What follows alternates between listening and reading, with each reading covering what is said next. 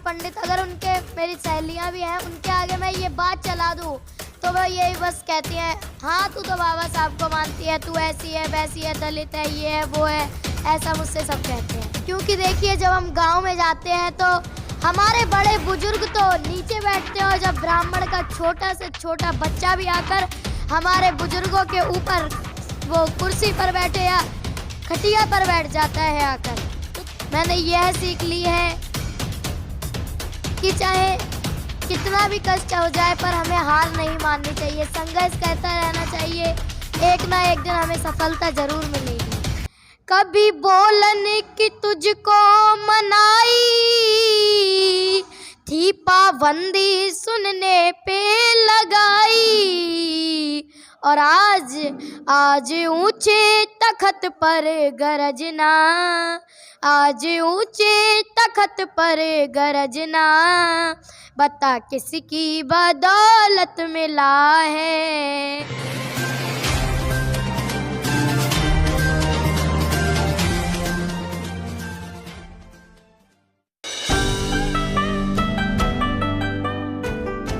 नमस्कार, आप देख रहे हैं एनबी न्यूज़ 24/7 नीलम बोध के साथ। और आज है महाकनिष्क बौद्ध विहार में जो कि सुल्तानपुरी में, और यहाँ पर माता रमाबाई की जयंती का कार्यक्रम बहुत ही धूमधाम से सेलिब्रेट किया गया। और उसके पीछे एक बहुत बड़ा कारण है क्योंकि माता रमाबाई ने जिस तरह से संघर्ष किया और जिस तरह से उनका त्याग रहा, क्योंकि उन्हें त्याग की मूर्ति भी कहा जाता है, तो उसके पीछे साफ साफ कारण है।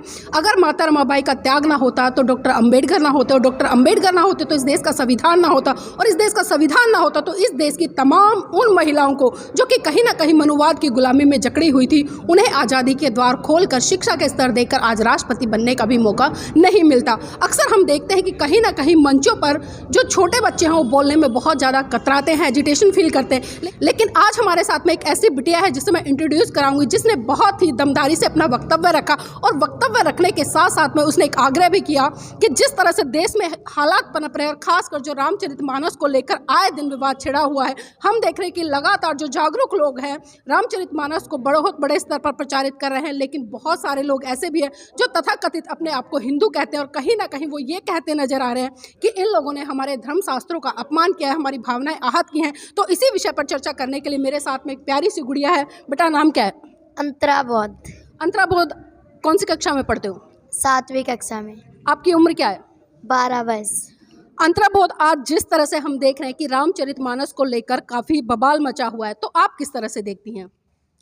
मैं यह देखती हूँ जैसा कि स्वामी प्रसाद मौर्य जी ने एक मंच पर, रामायण उनकी ही है, सब कुछ उनका ही है, पर स्वामी प्रसाद मौर्य जी ने अपने मुखार विंद से यह कह दिया कि उनके कुछ चौपाई थी, तो स्वामी प्रसाद मौर्य जी ने अपने मुख से कह दी, तो ब्राह्मणों को बहुत बुरी लग गई।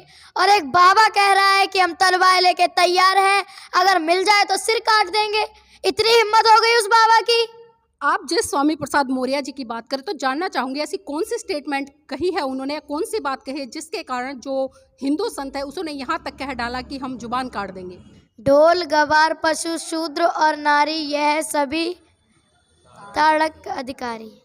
तो देखिए, इस बच्ची को पता है कि जिस चौपाई को लेकर जो कि रामायण के सुंदर कांड में लिखी हुई है और तुलसीदास जी ने लिखी हुई है, और इसी चौपाई को लेकर आज हम देख रहे हैं कि तथाकथित हिंदू लोग अपनी अपनी स्टेटमेंट दे रहे हैं। और खासकर जो गीता प्रकाशन है उसने तो लाखों पुस्तकें प्रकाशित कर दी थी, और उन्होंने जो ताड़न शब्द है उसका जो अर्थ है वो शिक्षा से जोड़ दिया है। तो बेटा मैं जानना चाहूँगी, जिस तरह से आज जो देश में माहौल बना हुआ है और आप महिला हैं, तो किस तरह का भारत चाहते हैं अपने लिए?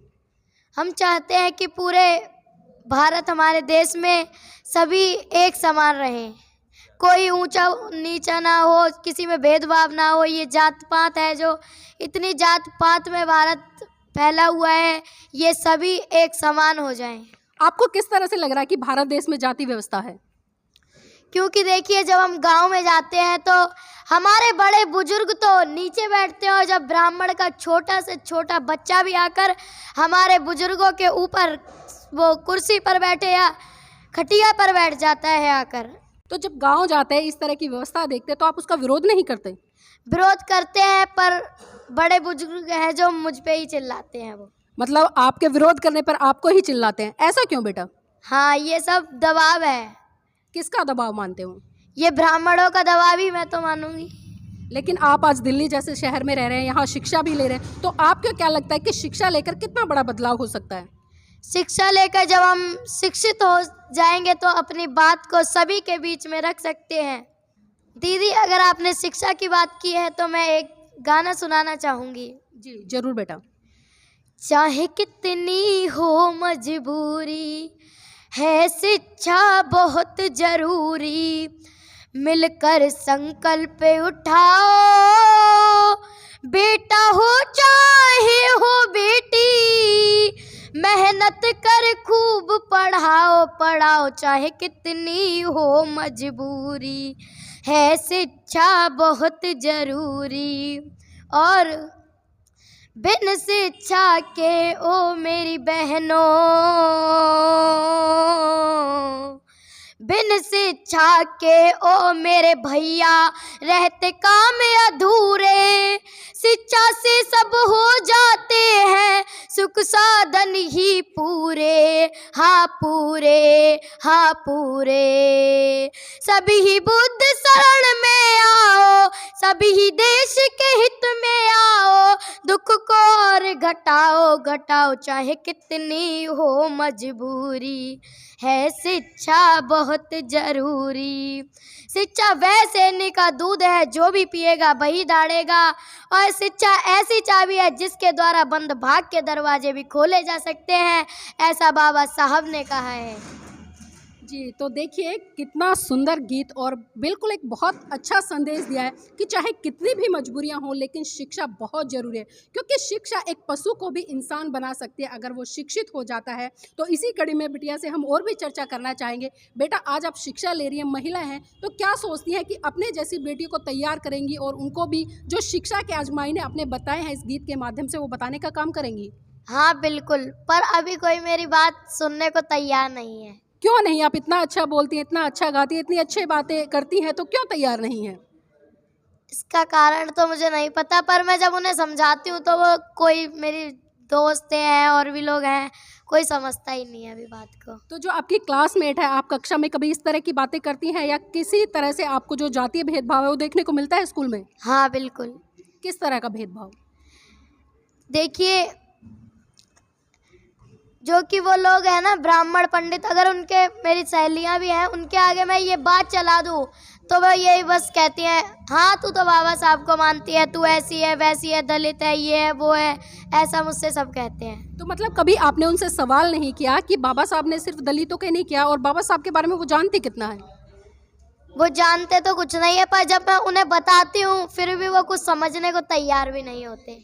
तो देखिए कहीं ना कहीं बहुत बड़ी विडंबना है, खासकर मैं भारत देश की बात कर रही हूँ। इस देश में किसी भी महान पुरुष की योग्यता को उसकी जाति के आधार पर आकर उसको कम कर दिया जाता है। और जिस परम पूज्य बाबा साहब ने खासकर इस देश की तमाम महिलाओं के लिए, चाहे वो किसी भी क्षेत्र भाषा जाति की हैं, उनके लिए शिक्षा के द्वार खोले और उनको वो तमाम हक अधिकार दिए संविधान के माध्यम से, और यहाँ तक कि हिंदू कोड बिल के माध्यम से आज उन्हें पिता की संपत्ति में बराबर का अधिकार दिया जाता है। गर्भवती जब होती है तो उन्हें 6 महीने का मैटरनिटी रिलीफ दिया जाता है, उनको पेंशन दी जाती है, और भी तमाम तरह की सुविधाएं आज हिंदू कोड बिल और संविधान के माध्यम से महिलाओं को मिल रही हैं। लेकिन विडंबना है कि भारत देश की महिलाएं बाबा साहब को सिर्फ इसलिए नकार देती हैं कि वो आज जो लोग कहते हैं कि दलित जाति से आते हैं, वो छोटी जाति से आते हैं, तो धिक्कार है इस तरह की सोच पर। तो बेटा एक चीज़ और जानना चाहूँगी, खासकर बाबा साहब का बहुत अच्छा गीत सुनाते हैं, वो गीत और हमारे दर्शकों को सुनाएं। ये पैसा, ये विद्या, ये मंदिर, बता किसकी बदौलत मिला है। ये पैसा, ये विद्या, ये मंदिर, बता किसकी बदौलत मिला है।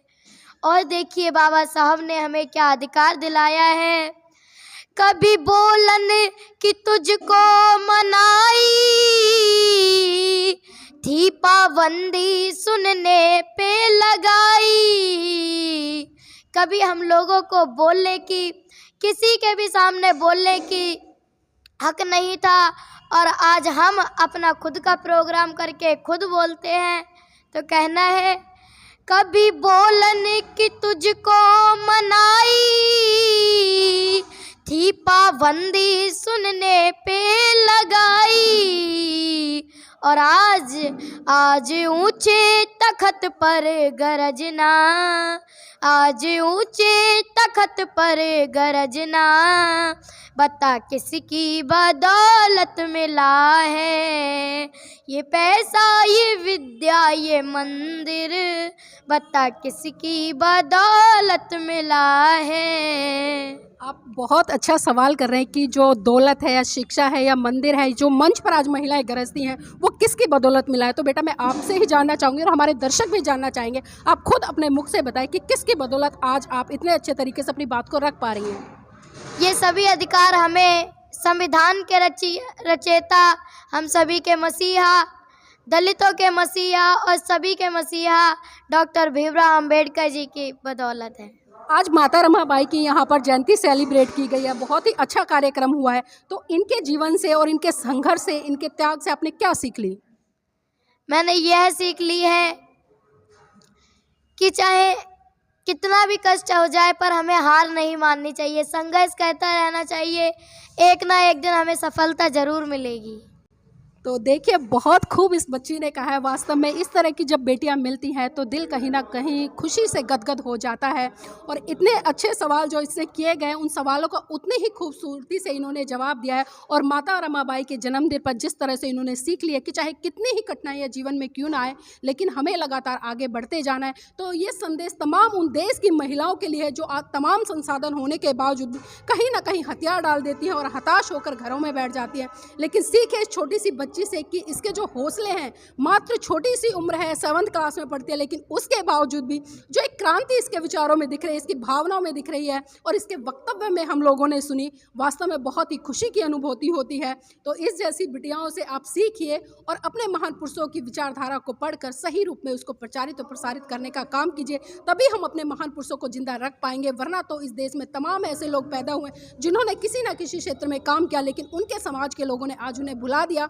तो आज विडंबना है कि वो लोग कहीं ना कहीं इतिहास के पन्नों में दबकर रह गए। लेकिन कुछ चमकते हीरे ऐसे हैं जिसको आज पूरा भारत देश लेकर चल रहा है। और अगर मैं राजनीतिक स्तर पर बात करूं तो आज राजनीतिक स्तर पर एक ऐसा चमकता हुआ हीरा जिसका नाम है परम पूज्य बाबा साहब, जिन्हें बोधिसत्व कहें, दुनिया का सूरज कहें, ज्ञान का प्रतीक कहें, भारत रत्न कहें, तमाम ऐसी उपाधियों से नवाजा गया है जिनको आज राजनीतिक पार्टियां लेकर चल रही हैं। तो बनना है तो परम पूज्य बाबा साहब जैसा बनिए, वरना तो धूल की मिट्टी के बराबर आप सभी धूल में मिल जाएंगे और अपने अस्तित्व को खत्म कर देंगे। और इसी कड़ी में जो इस देश की तमाम वीरांगनाएं रही जिन्होंने कहीं ना कहीं अपने समर्पण के कारण उन पुरुषों को आगे बढ़ाया। और अक्सर हम शुरू से पढ़ते आए हैं कि किसी न किसी पुरुष को महान पुरुष बनाने में उस घर की महिलाओं का हाथ होता है। चाहे मैं सावित्रीबाई फुले की बात करूं, फातिमा शेख की बात करूं, या फिर मैं आज जिस तरह से माता रमाबाई की जयंती सेलिब्रेट की है उनकी बात करूं। अगर माता रमाबाई त्याग की मूर्ति ना होती तो परम पूज्य बाबा साहब नहीं बनते।